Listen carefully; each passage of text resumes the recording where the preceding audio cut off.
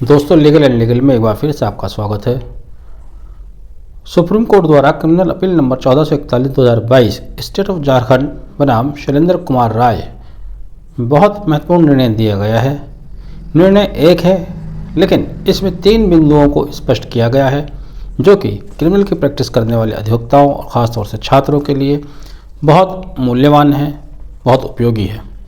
पहला, Indian evidence act भारतीय साक्ष्य अधिनियम की धारा 32 पर उन्होंने प्रकाश डाला है। दूसरा, पर वैजाइनम टेस्ट जो कि पुराने समय से होता आ रहा है उसको गैरकानूनी करार दिया है। तीसरा, महिलाओं के चरित्र को लेकर एविडेंस के समय उठने वाले सवालों पर भी उन्होंने प्रश्न चिन्ह बल्कि पूर्ण विराम लगा दिया है। प्रश्न चिन्ह नहीं, पूर्ण विराम कहना चाहिए, पूर्ण विराम लगा दिया है। क्या है निर्णय में मैं संक्षेप में बताऊंगा। डिटेल में जानने के लिए आप जजमेंट पढ़िएगा, बहुत अच्छा जजमेंट है, रिपोर्टेबल है। जी हाँ, जिस निर्णय की मैं बात कर रहा हूँ ये क्रिमिनल अपील 1441/2022 में सामने आया है, जो कि हत्या के एक केस में एक्यूज्ड शैलेंद्र कुमार राय के विरुद्ध स्टेट ऑफ झारखंड द्वारा सुप्रीम कोर्ट के समक्ष अपील दाखिल की गई थी। संक्षेप में अगर आप समझना चाहें तो ब्रीफ पहले मैं केस को कर दूंगा ताकि आपको आगे की बात समझने में आसानी रहे। दरअसल 7 नवंबर 2004 को एक्यूज द्वारा एक महिला का रेप किया गया और उसके बाद उसके ऊपर मिट्टी का तेल डालकर उसमें आग लगा दी गई, जिसके संबंध में लोकल थाने पर FIR नंबर 163/2004 दर्ज की गई। इस घटना के 1 महीने बाद पीड़िता की मृत्यु हो जाती है, चूँकि वे जली थी। जलने के बाद जब ये सूचना थाने को मिलती है तो थाना इंचार्ज पीड़ित महिला के पास जाते हैं और उसका बयान लेते हैं। मृत्यु के पश्चात इसी बयान को मृत्यु कथन या डाइंग डिक्लेरेशन के रूप में पढ़ा जाता है, जिसके आधार पर 10 अक्टूबर 2006 को देवघर FTC द्वितीय द्वारा आरोपी को कन्विक्शन और सेंटेंस किया गया। आरोपी द्वारा झारखंड हाई कोर्ट में अपील दाखिल की गई, जिसे झारखंड हाई कोर्ट ने 27 जनवरी 2018 को अलाउ कर दिया। झारखंड हाई कोर्ट द्वारा 2 इश्यू बनाए गए थे जिन पर उन्होंने डिस्कस किया।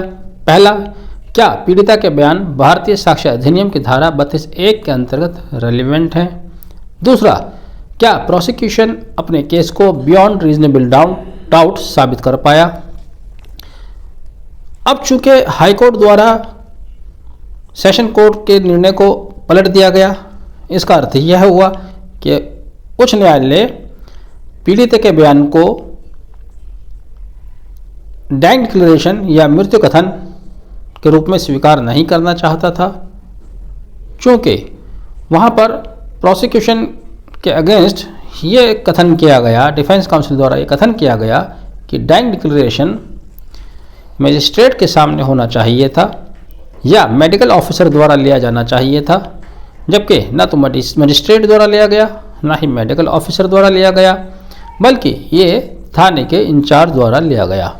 दूसरा, उन्होंने कहा बहुत सारे कॉन्ट्रडिक्शन इसमें प्रस्तुत किए। खास बात ये रही, कुछ इसमें हॉस्टाइल विटनेस भी हुए और हॉस्टाइल विटनेस पीड़िता की माता, उसके दादा, करीबी लोग, वो भी हॉस्टाइल विटनेस हुए। इस आधार पर उच्च न्यायालय ने सेशन कोर्ट द्वारा दिए गए निर्णय को पलट दिया।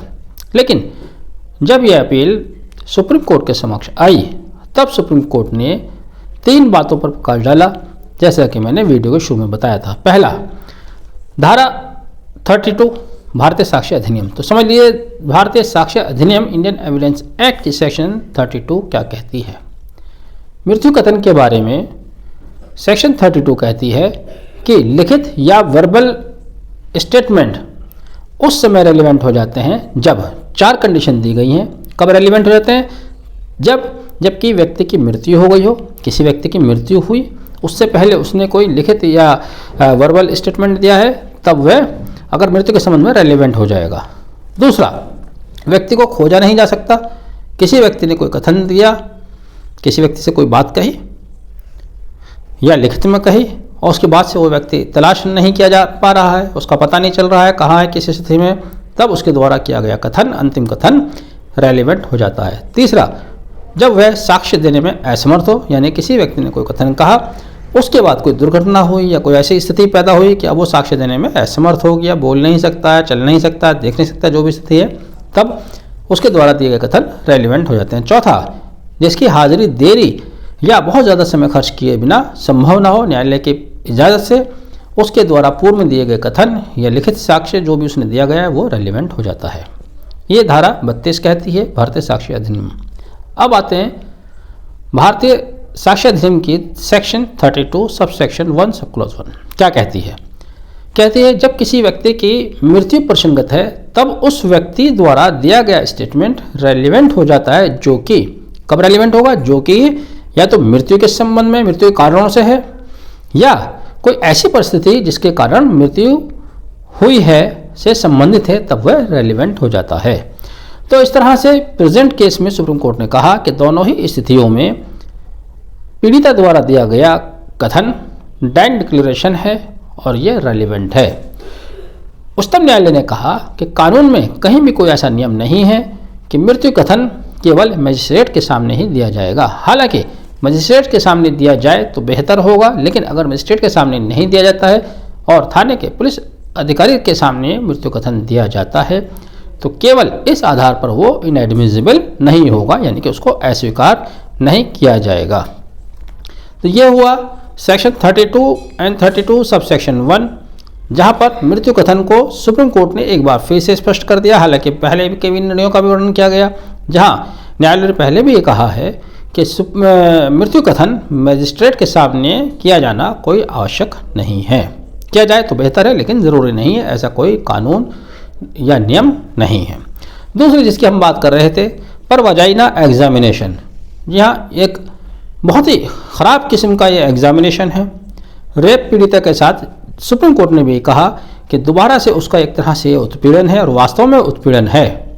साथ ही सुप्रीम कोर्ट ने यह भी कहा कि पर वजाइना एग्जामिनेशन, 2 फिंगर टेस्ट जिसे कहते हैं, ये गलत प्रिजम्पशन के तहत किया जाता है, गलत प्रिजम्पशन के कारण किया जाता है। क्यों किया जाता है? जब किसी महिला के ऊपर यह आरोप है कि उसके साथ रेप किया गया, तब डिफेंस काउंसिल ये साबित करना चाहते हैं कि उसकी सहमति थी या वो हैबिचुअल है। यहाँ सुप्रीम कोर्ट ने कहा कि यदि कोई महिला सेक्स के प्रति हैबिचुअल है तब उसके साथ भी रेप हो सकता है। ऐसी दशा में पर वजाइना टेस्ट किया जाना बिल्कुल गलत है, जिसका कोई साइंटिफिक आधार नहीं है। ना तो इससे कुछ प्रूव किया जा सकता है और ना ही डिसप्रूव किया जा सकता है। सुप्रीम कोर्ट ने इसको गैर कानूनी करार दिया और कहा कि अगर इसके बाद ये कोई पर वजाइना टेस्ट करता है, 2 फिंगर टेस्ट करता है, तो ये कंटेम्प्ट माना जाएगा, उसके खिलाफ कार्रवाई की जाएगी। तीसरा बिंदु जो सुप्रीम कोर्ट ने उठाया वो था किसी महिला के चरित्र को लेकर। क्रिमिनल लॉ अमेंडमेंट एक्ट 2013 में भारतीय साक्ष्य अधिनियम में एक संशोधन किया गया था। उस संशोधन के साथ सेक्शन 53 के साथ सेक्शन 53A इंसर्ट की गई थी, जिसमें कहा गया था कि पीड़िता महिला के पूर्व के चरित्र या उसके सेक्सुअल एक्सपीरियंस पर किसी भी व्यक्ति के साथ रेलिवेंट इश्यू नहीं होता कि उसके पहले क्या संबंध रहे हैं या उसका चरित्र किस प्रकार का रहा है। यदि किसी महिला के चरित्र पर सवाल उठाया जाता है तो ये गैर कानूनी है, चूँकि जैसे कि मैंने बताया इंडियन एविडेंस एक्ट में संशोधन किया जाकर 2013 में सेक्शन 53A इंसर्ट की गई थी। तो जब कभी कोई डिफेंस लेते हैं और उस डिफेंस लेते समय अगर किसी महिला का चरित्र पर प्रश्न उठाया जाता है या उसको हैबिचुअल बताया जाता है, तब आप ये ध्यान रखें कि वहाँ पर सेक्शन 53A उनके अगेंस्ट जाती है, वो इस तरह का बचाव नहीं ले सकते। सुप्रीम कोर्ट ने यह भी कहा कि ministry of health and family welfare ने गाइडलाइंस इशू की थी, जिसमें उन्होंने खुद पर वजाइना टेस्ट को गैर कानूनी करार दिया गया था, 2 फिंगर टेस्ट को गैर कानूनी करार दिया गया था। उसके बावजूद भी इस तरह के टेस्ट होते आ रहे हैं, जिस पर सुप्रीम कोर्ट ने कहा कि इस ऑर्डर की एक कॉपी मिनिस्ट्री ऑफ हेल्थ को भेजी जानी चाहिए और आला अधिकारी को भेजी जानी चाहिए। लोगों के बीच में अवेयरनेस करने के लिए उनकी ट्रेनिंग की जानी चाहिए। कुल मिलाकर 3 बातें इस जजमेंट से स्पष्ट होती हैं। पहला ये कि मृत्यु कथन डाइंग डिक्लेरेशन ज़रूरी नहीं कि मजिस्ट्रेट के सामने किया जाए, पुलिस इंचार्ज, थाने के इंचार्ज के सामने भी किया जा सकता है, उसको इस आधार पर अस्वीकार नहीं किया जा सकता। दूसरा, पर वजाइना टेस्ट बिल्कुल गैर कानूनी है, किसी महिला के निजता का हनन है। लीलू वर्सेस स्टेट ऑफ हरियाणा में भी ये कहा गया था सुप्रीम कोर्ट द्वारा कि किसी महिला का निजता का हनन है। तीसरा, किसी महिला के चरित्र पर सवाल नहीं उठाया जाएगा, उसके सेक्सुअल हैबिट्स को लेकर, उसके किसी व्यक्ति के साथ किस तरह के संबंध थे उस पर कोई प्रश्न नहीं उठाया जाएगा। इस संबंध में क्रिमिनल लॉ अमेंडमेंट एक्ट 2013 द्वारा संशोधन कर इंडियन एविडेंस एक्ट में सेक्शन 53A इंसर्ट की गई थी। बहरहाल ब्रीफ मैंने आपको किया है, डिटेल में आप इसको पढ़िएगा। अगर आप कहेंगे तो मैं आपको ये जजमेंट उपलब्ध करा दूंगा। बहुत अच्छा जजमेंट है, रिपोर्टेबल है, आपको भी पढ़ना चाहिए, समझना चाहिए। बहरहाल आपने वीडियो आखिर तक देखा, बहुत बहुत धन्यवाद। वीडियो पसंद आया हो तो प्लीज़ इसको लाइक और शेयर ज़रूर कीजिएगा।